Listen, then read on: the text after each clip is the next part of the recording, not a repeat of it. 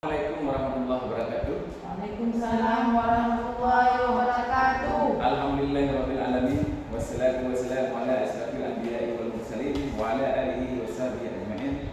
Puji beserta syukur mari sama-sama kita panjatkan kehadirat Allah Subhanahu wa taala yang telah memberikan kepada kita kesehatan sehingga kita dapat berhadir di ruangan yang sangat sederhana ini. Selawat dan salam kita sanjung sajikan ke pangkuan Nabi besar Muhammad SAW yang telah membawa kita dari alam kekurangan ke alam penuh ilmu pengetahuan. Bapak Ibu yang saya hormati, terutama Ibu Nur Hasni, saya sebagai Wakil Kurikulum SMP Negeri 2 Mawarawatu pada hari ini akan melihat salah seorang guru CGP yang akan mempresentasikan tentang penerapan budaya positif di SMP Negeri 2 Mawarawatu. Jadi kepada Ibu Nur Hasni SPD kami persilahkan dengan segala hormat.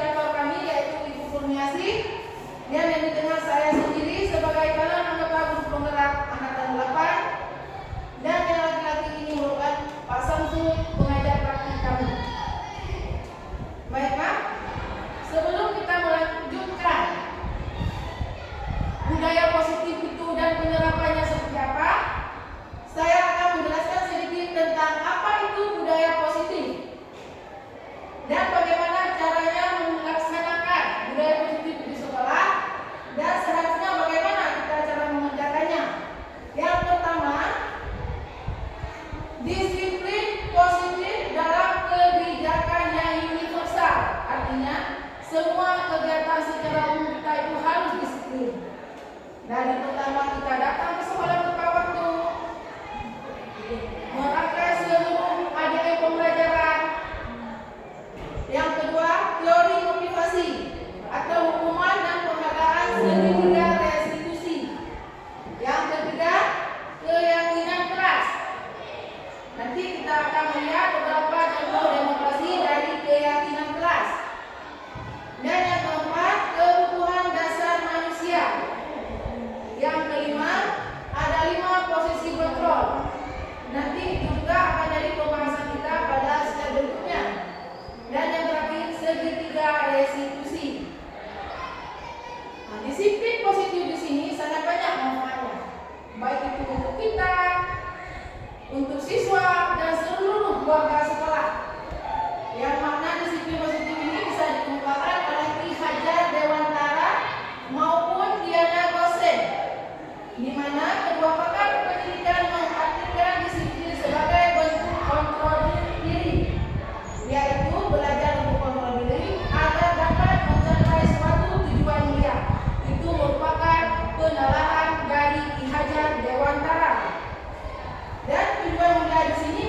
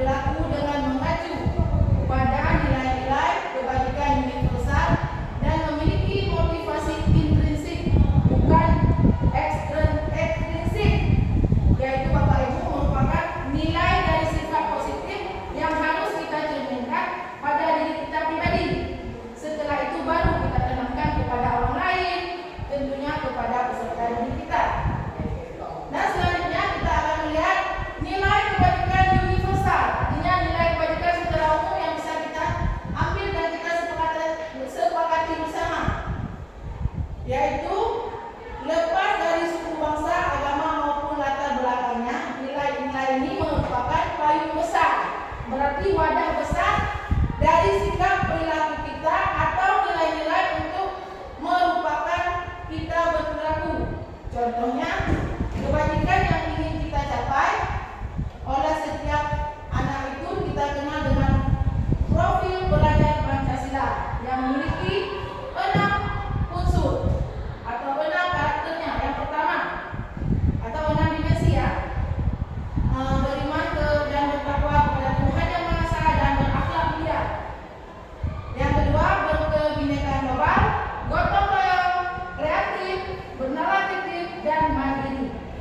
Ini semua dimensi-dimensi profil Pancasila sudah ditanamkan kepada anak didik kita, dan saya rasa anak didik kita sudah memilikinya, yaitu beriman dan bertakwa kepada Tuhan Yang Maha Esa. Terus berkebinekaan global dan bergotong royong. Di sini kita bisa lihat mereka kreatif, bernalar kritis, dan mereka bisa menjadi pribadi yang mandiri. Terus latar belakang kita menerapkan budaya positif di sekolah. Selama ini mungkin ada teman-teman kita merasakan tekanan dari lingkungan, maka proses pembelajaran sulit terjadi. Salah satu tanggung jawab kita sebagai pendidik adalah menghilangkan atau mencabut rasa itu dari gangguan-gangguan yang menghalangi mereka dalam menciptakan dalam mengembangkan proses potensi diri mereka. Sehingga kita sebagai guru wajib menciptakan lingkungan positif bagi mereka agar berbentuk agar mereka bisa terbentuk budaya positif dalam diri mereka, sehingga terwujudnya lingkungan yang nyaman dan akan memberikan murid kesempatan untuk kebebasan untuk berproses dan belajar, membuat kesalahan dan belajar lagi. Pasti anak-anak itu pasti ada yang membuat salah, mereka mengakui kesalahannya, belajar lagi, dan mampu menerima dan menyerap suatu pembelajaran yang kita berikan. Selanjutnya, tujuan mewujudkan budaya positif. Yang pertama, membuat keyakinan keras. Kemarin sudah ada saya diskusikan bersama teman-teman sejawat saya untuk membuat keyakinan keras melalui musyawarah guru peta pelajaran dan musyawarah wali kelas. Jadi semua guru wali kelas itu bisa membuat kesepakatan keyakinan keras yang akan disetujui oleh semua peserta didik yang akan ditempelkan di dinding masing-masing kelas. Yang kedua, menemukan motivasi internal melalui penerapan disiplin positif. Nah, jadi mereka dari kata-kata nilai positif itu keyakinan keras, mereka bisa melihat di mana kekurangannya, di mana kesalahannya, dan mereka bisa belajar lagi dan memperbaiki kesalahan mereka. Terus mengambil posisi kontrol. Di sini nanti akan kita bahas tentang 5 posisi kontrol yang ada pada diri kita. Jadi kita berpihak ke biasanya sebagai guru kita mengambil posisi manajer atau pemimpin yang dalam melaksanakan segitiga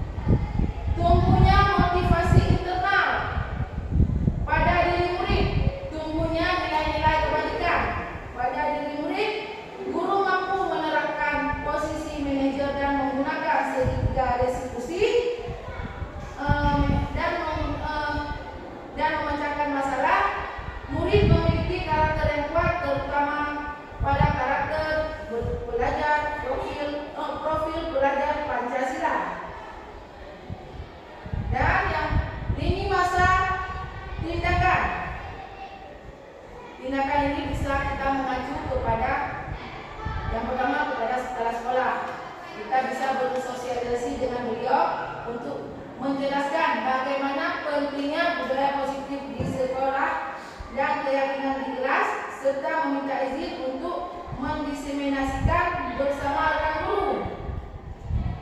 Setelah itu mengumpulkan rekan guru untuk melakukan diseminasi pemahaman materi budaya positif, yaitu keyakinan kelas dan segitiga diskusi. Jadi kita bisa membahas dengan rekan saudara kita tentang bagaimana manfaat itu keyakinan kelas dan segitiga diskusi itu dalam pemecahan kasus atau permasalahan yang terjadi pada siswa. Dan setelah itu berkoordinasi dan berkolaborasi dengan wali kelas membuat keyakinan di kelas masing-masing. Tadi sudah saya paparkan bahwa kami sudah melakukan diskusi atau kolaborasi dengan seluruh wali kelas yang ada di sekolah kami untuk membuat keyakinan kelas dan sehingga terjadi kesepakatan belajar antara di kelas bersama siswa. Dan yang terakhir memantau refleksi dan mengevaluasi keyakinan kelas yang sudah dibuat. Jadi kita sebagai guru wajib memantau dan merefleksikan apa keyakinan kelas yang sudah dibuat, apakah siswa-siswa itu ada yang melanggarnya, melakukannya, dan Jumat atau sedekah Jumat. Setiap hari Jumat setelah yasinan dan tausiah kami melakukan sedekah Jumat. Jadi di sini kami meminta kepada seluruh warga sekolah, baik guru, administrasi, murid tentunya, siswa, meminta sedekah Jumat untuk kami kumpulkan dan kami sumbangan kepada yang membutuhkan.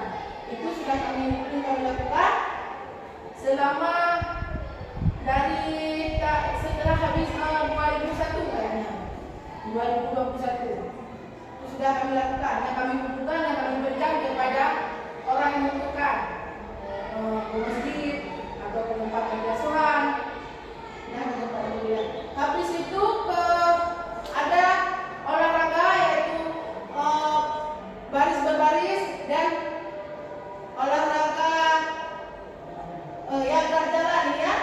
Itu merupakan salah satu sisi olahraga positif yang kami lakukan secara fisik. Dan jadi melalui kegiatan di pagi hari kami bisa mengharapkan budaya positif tertanam dari siswa. Jadi sudah kita bahas ada 6 unsur profil belajar Pancasila yang mungkin semuanya sudah tertanam pada diri siswa. Yang pertama berkebinekaan global, beriman dan bertakwa kepada Tuhan Yang Maha Esa, berkebinekaan global, mandiri, gotong royong, kreatif dan berkreatif. Berikutnya saya akan mempraktikkan keyakinan kelas. Bagaimana keyakinan kelas itu dibuat dan bagaimana cara kita membawa nilai-nilai kebijakan yang ada di keyakinan kelas ini bisa diterapkan kepada siswa. Di sini kita bisa melihat nilai-nilai kebajikan yang universal dapat disepakati melalui latar belakang suku bangsa, bahasa maupun negara. Pembentukan keyakinan kelas yang pertama itu bersifat lebih abstrak daripada peraturan yang lebih rinci dan konkret. Jadi kita tidak menuntut si siswa ini harus begini, harus begitu kamu, harus ada aturannya, tapi tidak. Kita membuat peraturan, bukan peraturan istilahnya, kesepakatan untuk kebaikan bersama. Jadi di sini kita tidak mendoktrin siswa itu seperti apa. Jadi kita membuat kesepakatan dan keyakinan supaya mereka bisa terciptanya kondisi belajar yang aman dan nyaman. Jadi timbulnya pembelajaran yang baik dan kondusif. Tidak mendoktrin siswa untuk membuat peraturan harus begini,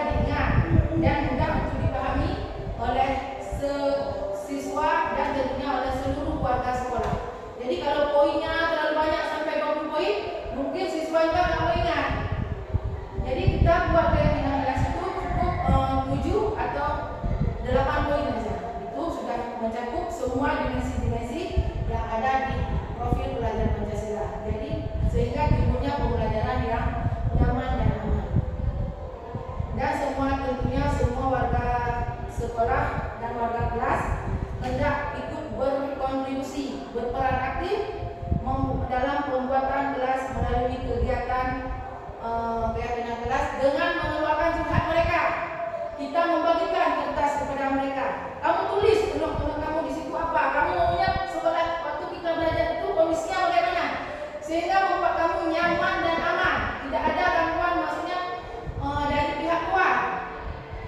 Ada nanti sedang belajar gangguan ini keluar masuk, ada yang lagi makan, ada yang lagi tidur. Itu kita buat kesepakatan demi kenyamanan. Jadi kita meminta seluruh warga kelas untuk bisa menulis unek-uneknya, maunya mereka seperti apa. Kita simpulkan dan kita rampungkan menjadi beberapa poin tertentu, sehingga bisa setelah itu kita sebagai guru bisa meninjau lagi keyakinan kelas itu dari waktu ke waktu. Ini contoh dari keyakinan kelas, contoh yang sudah diterapkan ya. Maksudnya contoh poin-poin yang unsur-unsur yang harus kita terapkan untuk membuat satu kesepakatan dalam keyakinan kelas. Setiap anggota perlu belajar.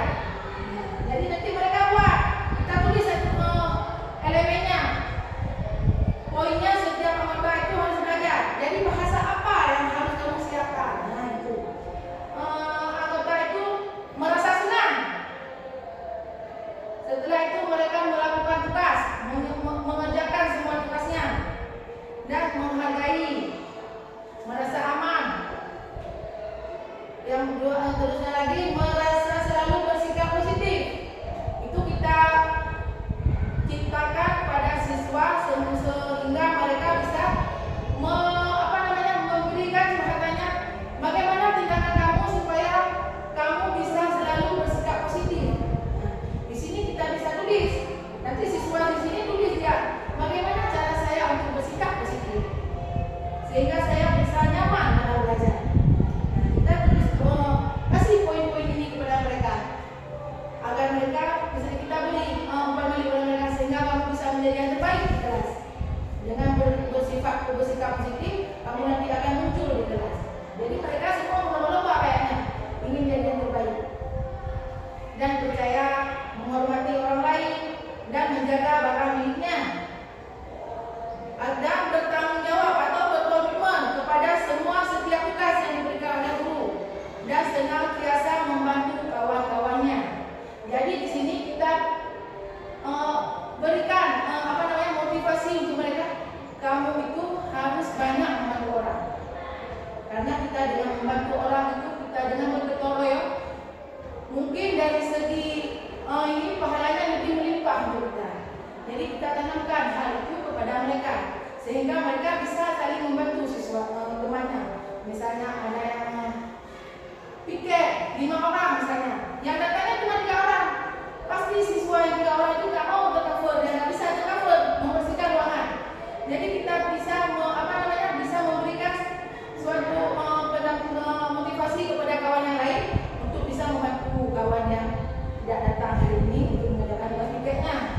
Kita bisa meminta mereka untuk bisa saling membantu satu sama lain. Dan yang berikutnya ini ada hormat. Jadi di keyakinan kelas kita bisa memberi suatu pengertian kepada anak-anak. Kita harus hormat ke orang lain. Bukan artinya hormat itu harus bersiapa, tapi menghormati barang orang lain. Misalnya kelas, jangan lancang membuka tas orang, jangan ambil minuman orang sembarangan. Kita harus memberikan pengarahan atau suatu tausiah kepada mereka sedikit bahwa kita memang itu harus menghormati orang, baik berupa fisik atau psikisnya. Kan biasa anak-anak di kelas ada sedikit yang agak ini sedikit langsung jadi pembulian bagi kawan yang lain. Tapi kita memberikan sedikit pengarahan kepada mereka agar mereka tidak melakukan hal tersebut. Jangan menjadi seseorang yang dicemoohkan. Bagaimana perasaan kamu apabila kamu ada di posisi tersebut? Kamu dicemoohkan sama kawan kamu. Nah itu bisa kita terapkan pada mereka. Dan kita yang berikutnya bekerja. Di keyakinan kelas ini kita bisa melihat pentingnya bekerja, mengerjakan segala sesuatu pekerjaan, mengikuti semua tugas yang telah dilakukan dan diterima dan dimiliki. Jadi kita buat mereka untuk menerima dan bisa memiliki apa itu tanggung jawab yang bersifat positif ya Bapak Ibu.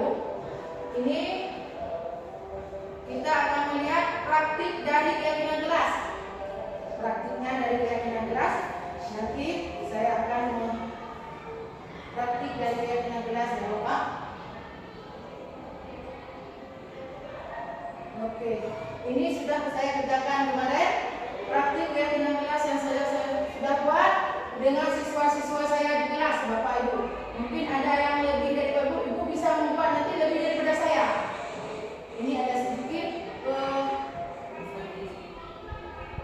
ini video yang saya buat kemarin waktu membuat keyakinan jelas bersama siswa saya. Silakan Ibu bisa melihatnya dan mereview setiap apa yang ada di video tersebut.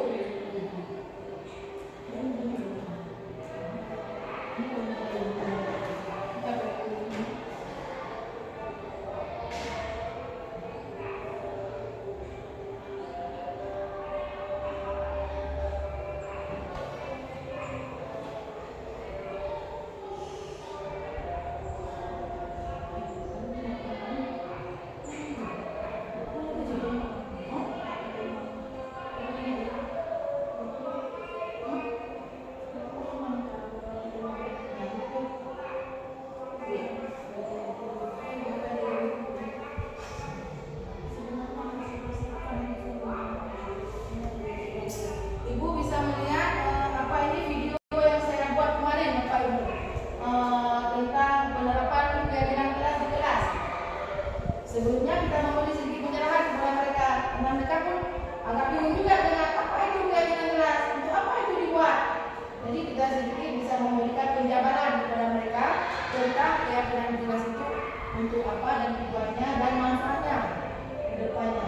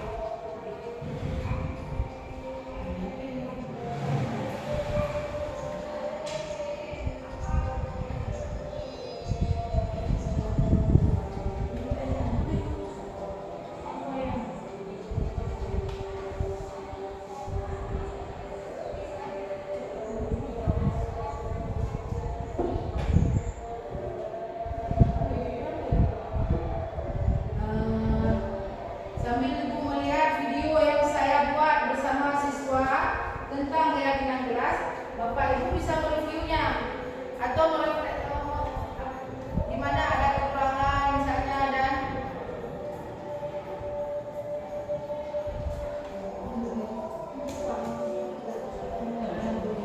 ada kekurangan dalam pembuatan video tersebut. Di sini kita bisa paparkan dari keyakinan kelas yang sudah kita lakukan.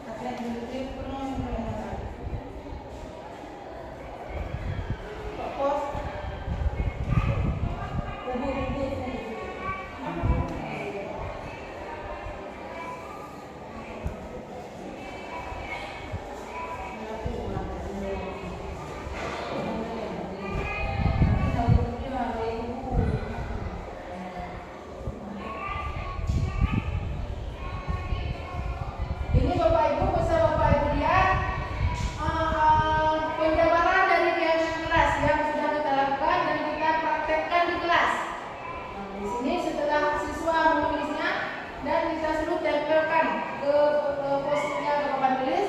Setelah itu kita rangkum karena kan banyak paparan-paparan ide-ide dari mereka. Setelah kita memberi jawabannya, mereka akan menuliskan keyakinan apa yang mereka inginkan yang tertuju kepada bidang positif.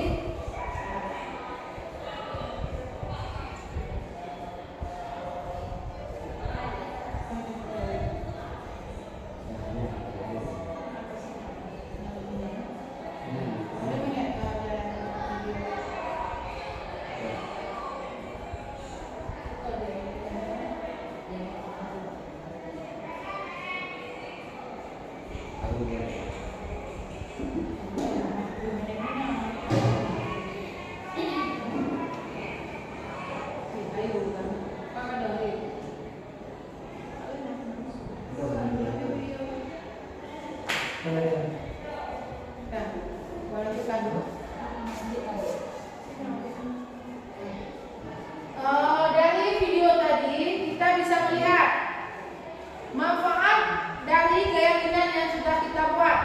Bapak Ibu bisa melihat penjabarannya di papan tulis. Siswa itu lebih tertib dalam belajarnya. Jadi mereka tahu yang mana yang bisa dikerjakan, yang mana tidak bisa dikerjakan. Jadi mereka lebih tahu. Jadi yang pertama manfaat di sini kita bisa ambil terwujudnya budaya positif di lingkungan sekolah. Yang kedua, budaya positif merupakan bentuk dari nilai-nilai atau keyakinan universal, sehingga siswa lebih proaktif menjalankan tugas dengan ikhlas dan yakin. Dari sini kita bisa melihat setelah membuat keyakinan kelas, jadi siswa itu bisa tahu, oh jadi saya begitu masuk kelas harus membuat seperti ini, harus mengerjakan seperti ini, jangan bertingkah seperti ini, karena nanti ada konsekuensinya yang akan diberikan oleh warga kelas. Jadi mereka bisa melihat apa yang tidak bisa dikerjakan, apa yang boleh dikerjakan. Itu merupakan salah satu manfaat dari keyakinan kelas. Sudah? Berikutnya kita melihat lagi ke restitusi posisi kontrol. Di sini ada kita lihat posisi penghukum. Ada pembuat masalah, pembuat merasa bersalah, pembuat merasa bersalah. Ada teman, ada pemantau, dan manajer. Nah, di sini nanti kita akan melihat di posisi mana dari 5 posisi kontrol itu kita bisa menerapkannya. Nah, secara sebelumnya kita lebih dulu membuat penjabaran tentang kebutuhan dasar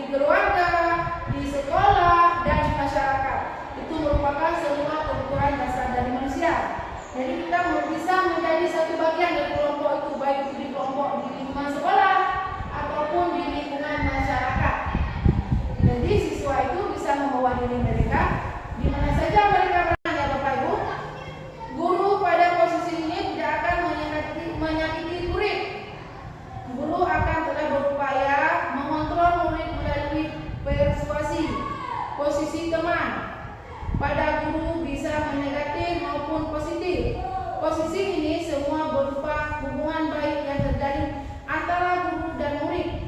Guru di posisi ini, guru di posisi teman, menggunakan hubungan baik dan humor yang mempengaruhi seseorang. Mereka akan berkata, ayo bantulah demi Bapak ya.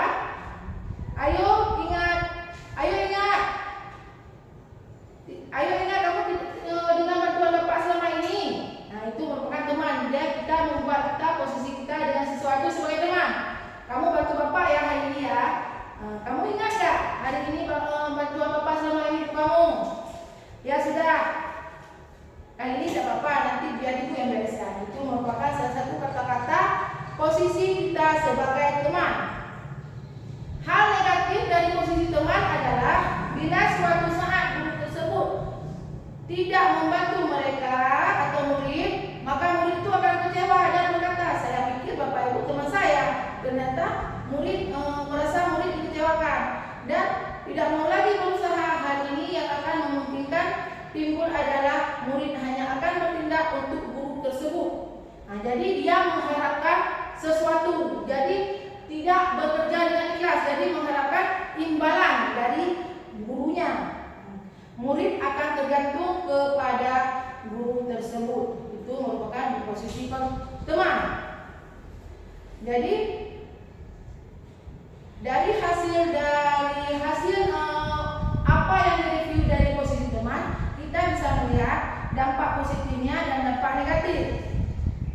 Dampak positifnya, mereka bisa sering membantu gurunya, bisa sering sering fair sama gurunya, sering peduli sama gurunya. Tapi kalau di segi negatif, mereka lebih tergantung dengan guru. Dia tidak mau dia melakukan pekerjaan dengan guru lain, menonton dengan guru tersebut satu aja, karena dia mengharapkan imbalan sesuatu dari guru tersebut. Dan yang berikutnya itu pemantau. Kita posisi pemantau, kita berarti mengawasi. Pada saat kita mengawasi, kita bertanggung jawab atas perilaku orang-orang yang kita awasi. Posisi pemantau berdasarkan pada peraturan-peraturan dan konsekuensi dengan menggunakan sanksi dan atau konsekuensi. Kita dengan menggunakan hal tersebut, kita bisa memisahkan pribadi kita dengan murid. Sebagai seorang murid, sebagai seseorang yang menjalankan posisi pemantau, pertanyaan yang diberikan pemantau biasanya begini, Bapak Ibu. Apa yang telah kamu lakukan? Kamu tahu nggak apa sanksi atau konsekuensinya apa yang sudah kamu lakukan? Itu merupakan salah satu pertanyaan dari posisi pemantau. Kamu tahu nggak? Misalnya, kamu tahu nggak jam berapa kita mulai pelajaran? Tahu Pak, saya terlambat 15 menit Pak. Itu merupakan salah satu posisi pemantau. Kamu tahu tidak konsekuensinya kalau kamu terlambat? Itu biasanya terjadi di pembelajaran di kelas Bapak Ibu. Biasanya siswa akan menjawab ini, maaf Pak, nanti saya akan mengerjakan tugas saya ditinggal Pak, saya mohon maaf gitu. Jadi bagaimana? Jadi gurunya menjawab, ya benar, nanti jam istirahat kamu harus tinggal di kelas untuk menyelesaikan tugas kamu. Nah, seperti itu biasa gurunya menjawab. Jadi bagaimana perasaan murid kalau kita sebagai guru memperlakukan mereka seperti itu? Nah, kita bisa melihat hasil konsekuensi dari kita sebagai pemantau. Murid memahami konsekuensi yang dijalankan karena telah melanggar salah satu peraturan sekolah. Guru tidak menunjukkan suatu emosi yang berlebihan, menjadi marah atau membuat merasa bersalah. Murid tetap dibuat tidak nyaman, yaitu dengan harus tinggal di kelas pada saat jam belajar.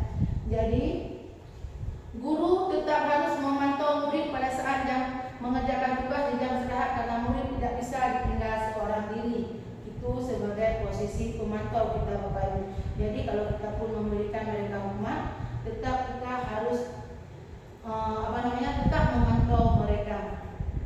Yang terakhir, ini merupakan posisi manajer.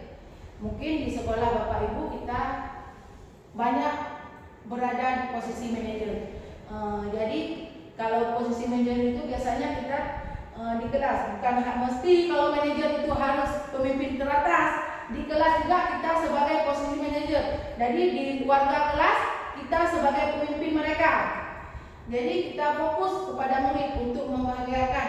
Kita menerapkan kepada mereka, kamu harus fokus belajar, kamu harus fokus membahagiakan orang tuamu. Jadi murid bisa mengetahui apa dan bagaimana yang harus mereka kerjakan pada saat mereka memiliki satu permasalahan. Jadi bila guru mengambil posisi pemantau, guru akan melihat apa konsekuensinya dan apa peraturannya. Namun jika guru mengambil posisi manajer, guru akan mengambilkan posisi tanggung jawab pada murid untuk mencari jalan keluar permasalahan, tentunya dengan bimbingan dari guru. Nah, baiklah, itu merupakan posisi lima posisi kontrol kita sebagai guru. Itu juga merupakan dari penerapan budaya positif ya Bapak Ibu. Selanjutnya kita berlanjut ke budaya positif berikutnya, yaitu segitiga restitusi.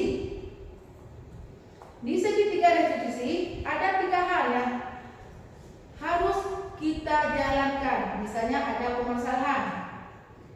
Yang pertama, menstabilkan identitas.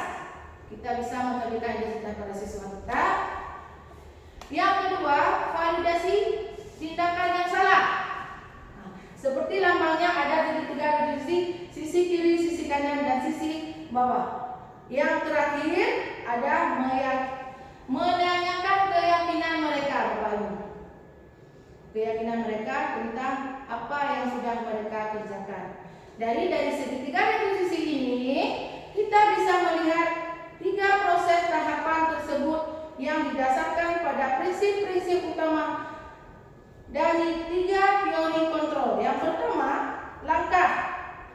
langkah-langkah tersebut sudah tadi saya katakan. Yang pertama itu menstabilkan identitas. Teori kontrolnya ialah kita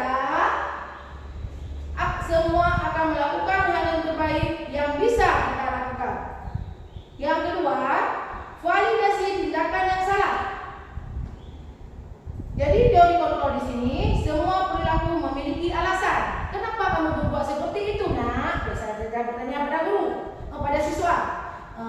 Dia akan memberikan suatu alasannya. Karena begini, Bu.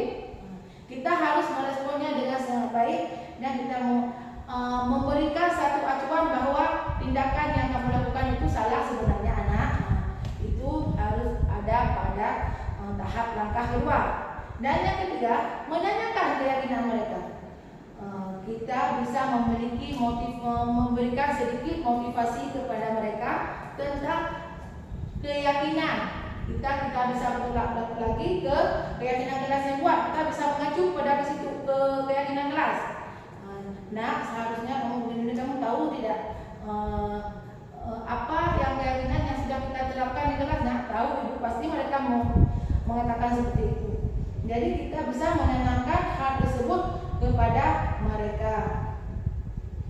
Jadi di sini ada sedikit penjabaran lagi tentang menstabilkan identitas. Kalimatnya seperti yang kalimat tadi saya buat, berbuat salah sebenarnya tidak apa-apa, Nak, karena itu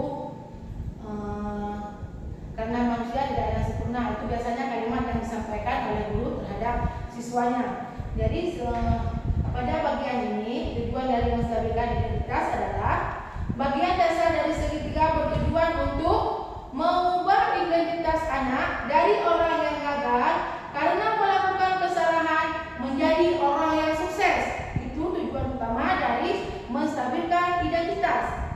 Anak-anak yang melanggar peraturan karena sedang mencari perhatian adalah anak yang sedang mengalami kegagalan. Mungkin mereka ingin diperhatikan atau kurangnya perhatian di kelas, atau mau mencari perhatian sama temannya atau sama kawannya, ya Bapak Ibu. Jadi mereka akan membuat tingkah untuk menjadi sumber, menjadi biar mereka semua melihat pada saya. Jadi seperti itu Bapak Ibu, mereka ingin cari perhatian. istilahnya caper dengan membuat tingkah-tingkah yang kayaknya kurang sedikit gitu ya Bapak Ibu. Jadi kita sebagai guru bisa mencoba membuat mereka menjadi menjadi lebih tenang, apa yang mereka inginkan, apa yang mereka butuhkan. Jadi di sini ada pertanyaan yang sedikit seperti yang tadi sudah saya katakan, berbuat salah tidak apa-apa nak, itu seperti itu ya biasanya Bapak Ibu ya. Dan yang kedua, validasi tindakan yang salah. Nah Bapak Ibu,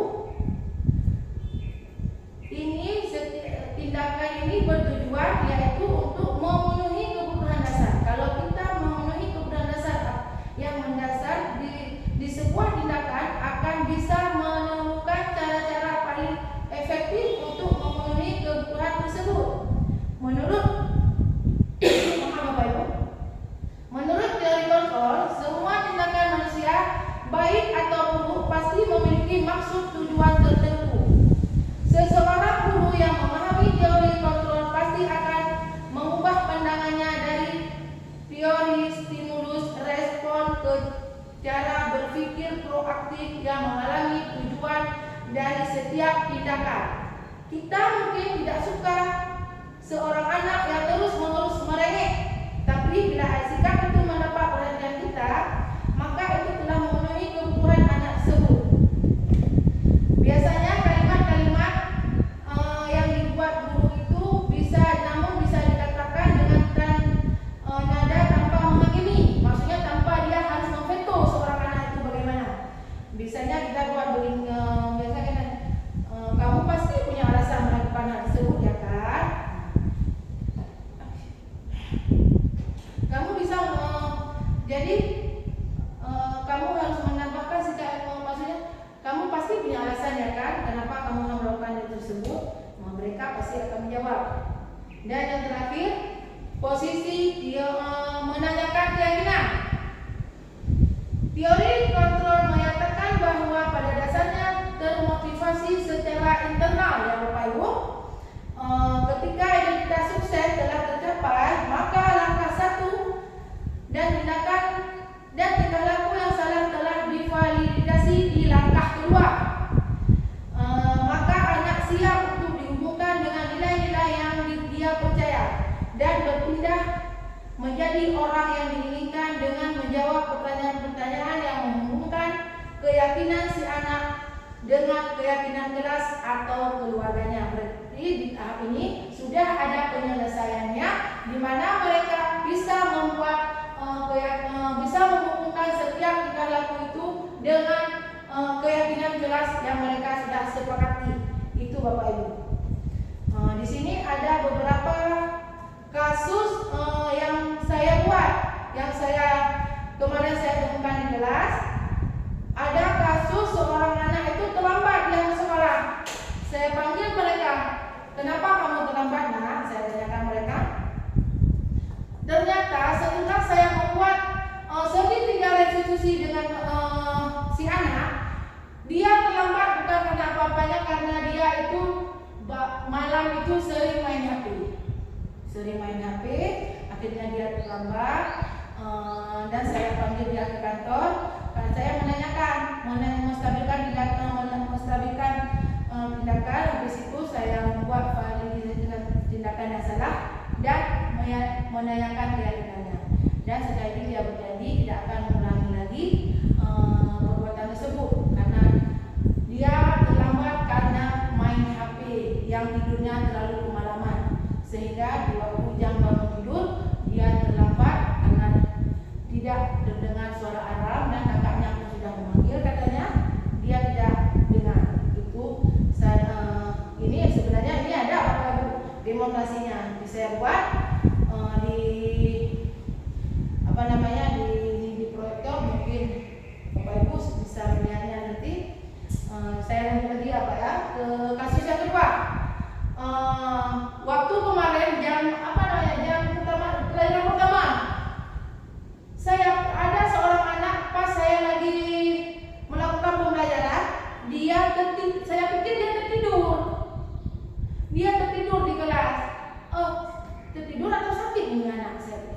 Saya datangi mereka, ternyata dia lagi makan. Saya tidak mengganggu lagi makan, saya cuma berdahak.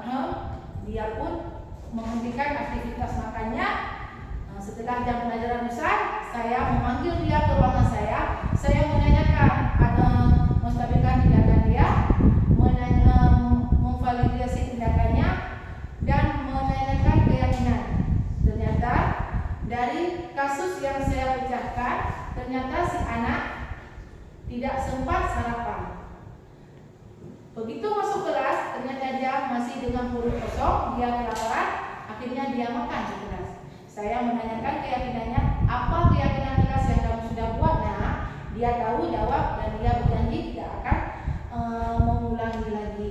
Itu merupakan salah satu keyakinan kelas yang sudah kita terapkan dan kita sudah sepakati dan kita sudah bisa menerapkan pada setiap anak yang bermasalah tanpa harus menghukum mereka atau memberi peringatan mereka yang dengan nada keras atau dengan hukuman fisik. Tapi kita bisa menanyakan, jadi si anak itu bisa dia mengontrol dari ternyata yang saya buat ini salah. Jadi saya sudah melanggar keyakinan kelas yang sudah kami sepakati di kelas. Berarti mereka tahu posisinya di mana kesalahannya. Ini merupakan salah satu manfaat dari segitiga restitusi. Yang pertama, menciptakan kondisi bagi murid untuk memperbaiki kesalahan mereka, sehingga mereka bisa kembali kepada kelompok mereka dengan karakter yang lebih kuat.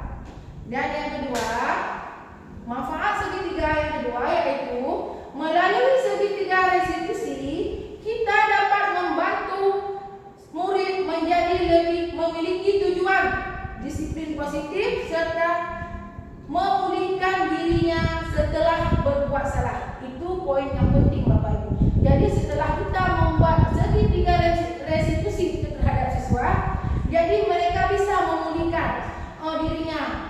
Oh, ternyata saya sudah salah selama ini. Apa yang sudah saya kerjakan itu tidak benar. Mereka jadi bisa dengan segitiga restitusi ini bisa membantu murid untuk jujur pada diri sendiri dan mengevaluasi dampak dari kesalahan yang mereka lakukan. Itu merupakan manfaat dari segitiga restitusi. Ini ada sedikit umpan balik dari teman sejawat saya ya Bapak Ibu, teman kita semua. Jadi beliau sudah saya refleksikan manfaat dari budaya positif di kelas yang sudah kita kerjakan. Ibu bisa lihat paparan dari beliau tentang nilai-nilai positif yang ada sudah kita terapkan, baik itu dari penerapan segitiga restitusi, 5 posisi kontrol, dan penerapan budaya-budaya positif di sekolah dari yang kita lakukan setiap hari, sehingga di pembelajaran anak-anak itu lebih tenang. Dari pertama dia datang dengan menerapkan 5S, itu sangat sudah luar biasa ya Bapak Ibu. Itulah beberapa paparan saya tentang penerapan budaya positif di sekolah. Untuk itu saya ucapkan terima kasih. Assalamualaikum warahmatullahi wabarakatuh. Waalaikumsalam warahmatullahi wabarakatuh.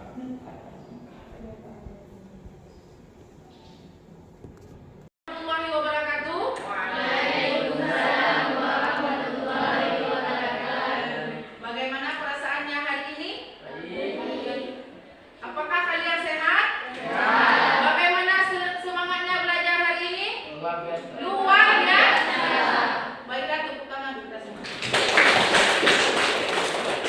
Baiklah, karena ini merupakan tahun ajaran baru, kalian duduk di kelas baru dengan teman-teman yang baru. Mungkin waktu kelas 1 dan kelas 2, kelas 1 kemarin bukan ini kawannya, karena ini sudah naik kelas. Kalian di kelas baru dengan suasana baru, dengan teman-teman baru. Baiklah, hari ini Ibu mau kita membuat kesepakatan kelas kita. Nah, di sini ada yang tahu nggak apa itu kesepakatan kelas?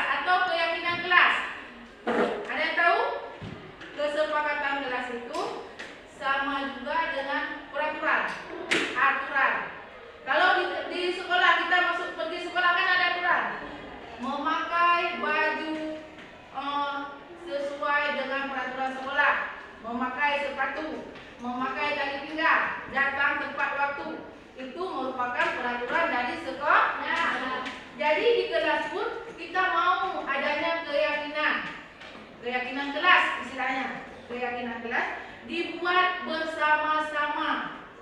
Jadi tidak ada yang memberatkan, tidak ada yang merugikan. Di sini kita buat bersama keyakinan kelas. Jadi ibu mau kalian membuat keyakinan kelas kalian berdasarkan apa yang ingin kalian capai dan untuk kebaikan kita bersama. Mengerti? Jadi di sini ibu nanti akan membagikan post-it untuk kalian. Kalian tulis apa yang ingin kalian buat di kelas. Keyakinan apa? Misalnya datang tepat waktu. Jadi artinya kita tidak boleh terlambat. Kita masuk ke kelas tepat waktu dengan mengucapkan Assalamualaikum bila kita masuk kelas. Misalnya kalau mau keluar, permisi ibu, saya mau keluar, mau ke kamar mandi. Itu merupakan satu peraturan kelas. Mengerti dengan peraturan di kelas? Di rumah pun kita ada peraturan. Di kelas pun kita ada peraturan dengan membuat keyakinan ke kelas. Kak, video ini kak ini. Nah, jadi ini dibagilah beda-beda video. Baiklah, untuk membuat kesepakatan kelas bersama yaitu keyakinan kelas, ibu akan membagikan kertas post-it ini kepada kalian. Kalian tulis apa itu kesepakatan kelas kita. Nanti kita akan tempelkan di dinding, ya. Jadi kalian tulis apa yang menjadi keyakinan kelas dari kalian. Silakan tulis masing-masing. Nah, nanti kita akan lihat apa keyakinan dari kalian. Silakan. Silakan tulis.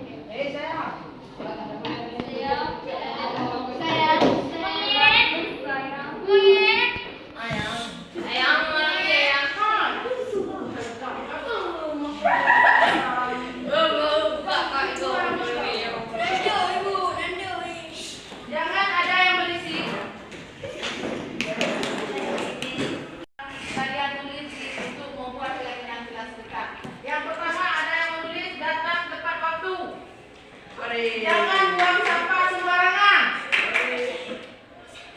Menjaga kebersihan di dalam kelas. Seperti tidak buang sampah di kelas atau di laci, ya. Jangan ada yang memasukkan kertas sampahnya di laci. Jangan keluar masuk kelas. Ini nanti usahakan jangan tulis kata jangan, karena kata jangan itu bermakna negatif. Jadi tulis saja masuk keluar kelas, permisi pada guru. Niat menjaga kebersihan di kelas dan tidak makan di saat jam pelajaran. Nah, tepat sekali.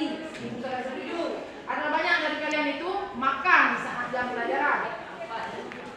Jangan ada yang membuli. Nah, jangan ada yang membuli. Jadi ada nanti dia nggak bisa membaca, kalian bully. Dia nggak mau waktu dia tampil ke depan kelas kalian bully, itu jangan ada, ya. yang sama. Datanglah tepat waktu, saling menghargai satu sama lain dengan datang tepat waktu bila mengucapkan assalamualaikum dan bila keluar meminta izin. Sudah bagus sekali. Biasakan rapi setiap hari, sangat luar biasa. Tepuk tangan buat kalian.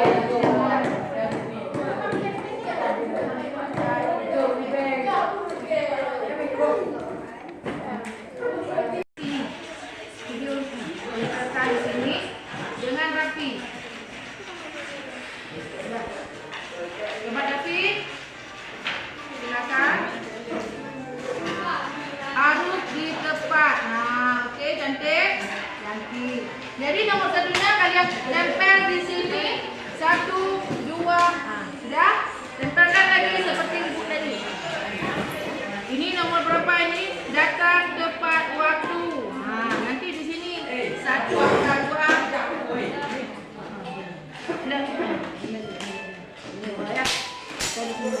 Saling menghargai. Ya. 1, 2, 3, 4, 5, 6. Silakan. Habis nanti kita tempelkan ke dinding.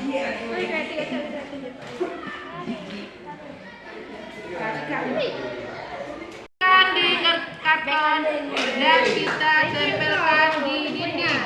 Oke. Sudah siap semuanya? Sudah. Nah. Ini pakai tempel apa? Sudah.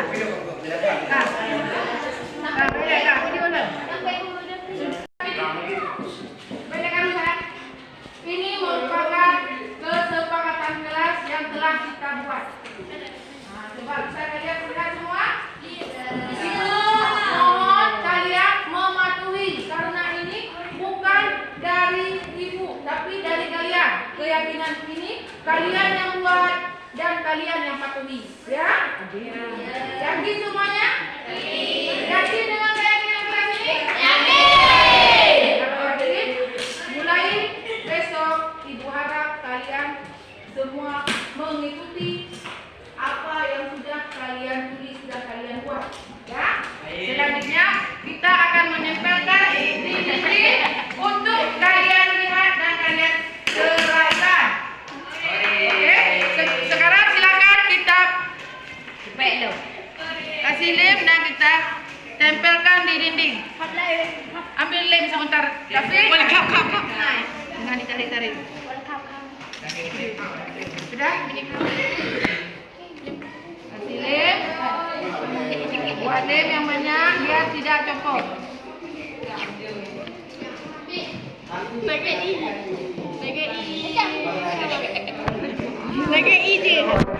Dan tinggal kita tempelkan di dinding. Silakan Yang David, tempelkan di dinding sebentar, bantu ibu. Silakan.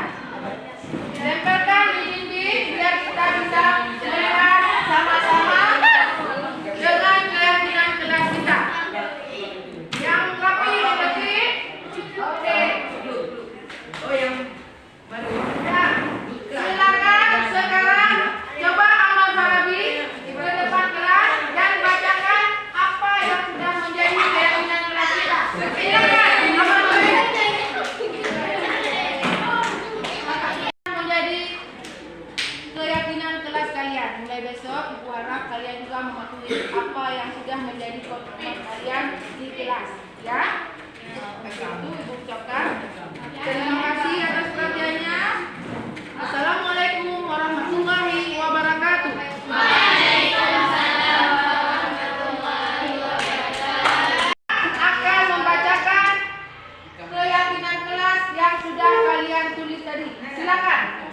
Keyakinan kelas 81. 1. Datang tepat waktu. 2. Keluar kelas dengan izin guru. 3. Menjaga kebersihan dengan membuang sampah pada tempatnya. 4. Saling menghargai dan menerapkan 3 kata kunci: permisi, maaf, dan terima kasih. 5. Selalu menjaga kekompakan dalam kelas. 6. Mengikuti pembelajaran dengan baik. Silakan kembali ke tempat duduk.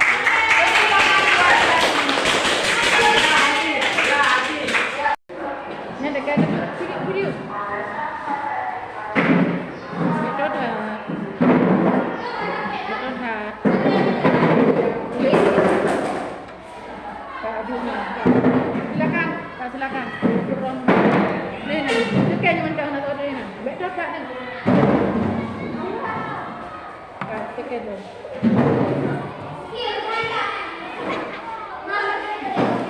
Ecek-ecek muda. Okey. Assalamualaikum warahmatullahi wabarakatuh. Nama saya Anissa Humaira. Saya ingin berterima kasih kepada Ibu Hasni dan teman-teman yang telah membuat keyakinan kelas ini. Semoga dengan adanya keyakinan proses belajar, kita dapat belajar dengan baik. Terima kasih. Sekian. Assalamualaikum warahmatullahi wabarakatuh.